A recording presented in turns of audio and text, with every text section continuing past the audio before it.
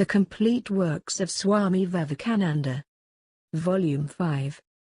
Notes from Lectures and Discourses. Law and Freedom. The struggle never had meaning for the man who is free. But for us it has a meaning, because it is name and form that creates the world. We have a place for struggle in the Vedanta, but not for fear. All fears will vanish when you begin to assert your own nature. If you think that you are bound, bound you will remain. If you think you are free, free you will be. That sort of freedom which we can feel when we are yet in the phenomenal is a glimpse of the real but not yet the real. I disagree with the idea that freedom is obedience to the laws of nature. I do not understand what it means. According to the history of human progress, it is disobedience to nature that has constituted that progress. It may be said that the conquest of lower laws was through the higher. But even there, the conquering mind was only trying to be free. And as soon as it found that the struggle was also through law, it wanted to conquer that also.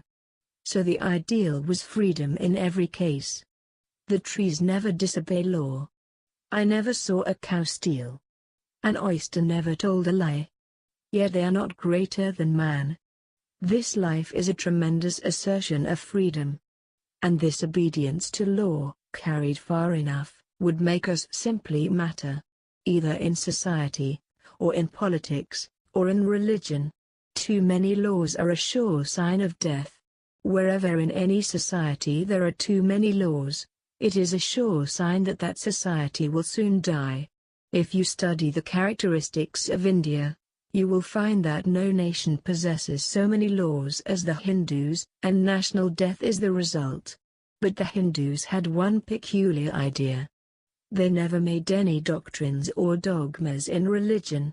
And the latter has had the greatest growth. Eternal law cannot be freedom, because to say that the eternal is inside law is to limit it. There is no purpose in view with God, because if there was some purpose, he would be nothing better than a man. Why should he need any purpose? If he had any, he would be bound by it. There would be something besides him which was greater. For instance, the carpet weaver makes a piece of carpet. The idea was outside of him, something greater. Now where is the idea to which God would adjust himself? Just as the greatest emperors sometimes play with dolls, so he is playing with this nature. And what we call law is this. We call it law, because we can see only little bits which run smoothly. All our ideas of law are within the little bit. It is nonsense to say that law is infinite, that throughout all time stones will fall. If all reason be based upon experience, who was there to see if stones fell 5 millions of years ago? So law is not constitutional in man. It is a scientific assertion as to man that where we begin, there we end. As a matter of fact, we get gradually outside of law, until we get out altogether, but with the added experience of a whole life. In God and freedom we began, and freedom and God will be the end. These laws are in the middle state through which we have to pass. Our Vedanta is the assertion of freedom always. The very idea of law will frighten the Vedantist. And eternal law is a very dreadful thing for him, because there would be no escape. If there is to be an eternal law binding him all the time, where is the difference between him and a blade of grass? We do not believe in that abstract idea of law. We say that it is freedom that we are to seek, and that freedom is God. It is the same happiness as in everything else. But when man seeks it in something which is finite, he gets only a spark of it. The thief when he steals gets the same happiness as the man who finds it in God. But the thief gets only a little spark with a mass of misery.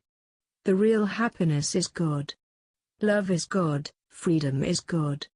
And everything that is bondage is not God. Man has freedom already, but he will have to discover it. He has it, but every moment forgets it. The discovering, consciously or unconsciously, is the whole life of everyone. But the difference between the sage and the ignorant man is that one does it consciously and the other unconsciously. Everyone is struggling for freedom. From the atom to the star. The ignorant man is satisfied if he can get freedom within a certain limit. If he can get rid of the bondage of hunger or of being thirsty. But that sage feels that there is a stronger bondage which has to be thrown off. He would not consider the freedom of the Red Indian as freedom at all. According to our philosophers, freedom is the goal. Knowledge cannot be the goal, because knowledge is a compound. It is a compound of power and freedom, and it is freedom alone that is desirable. That is what men struggle after. Simply the possession of power would not be knowledge. For instance, a scientist can send an electric shock to a distance of some miles. But nature can send it to an unlimited distance. Why do we not build statues to nature then? It is not law that we want but ability to break law. We want to be outlaws. If you are bound by laws, you will be a lump of clay. Whether you are beyond law or not is not the question. But the thought that we are beyond law.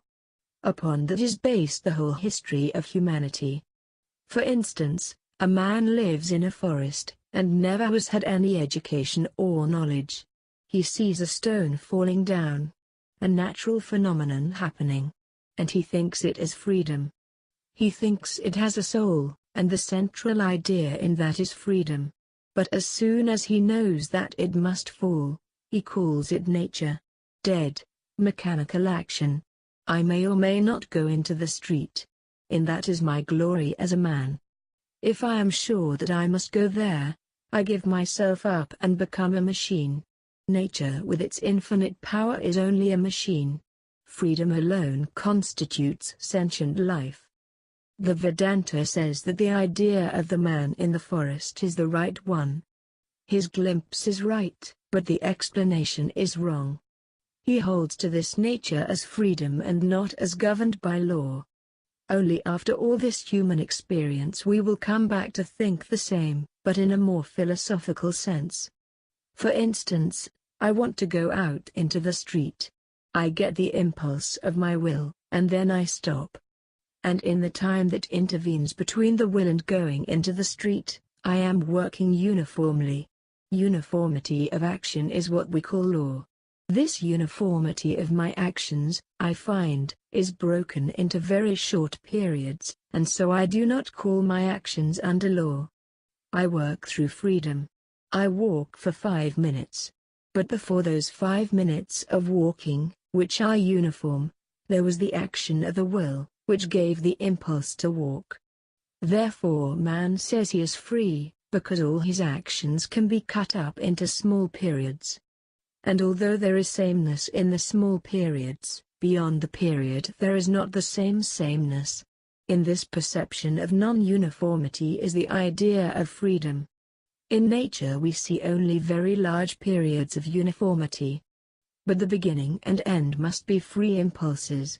The impulse of freedom was given just at the beginning, and that has rolled on. But this, compared with our periods, is much longer. We find by analysis on philosophic grounds that we are not free. But there will remain this factor, this consciousness that I am free. What we have to explain is how that comes.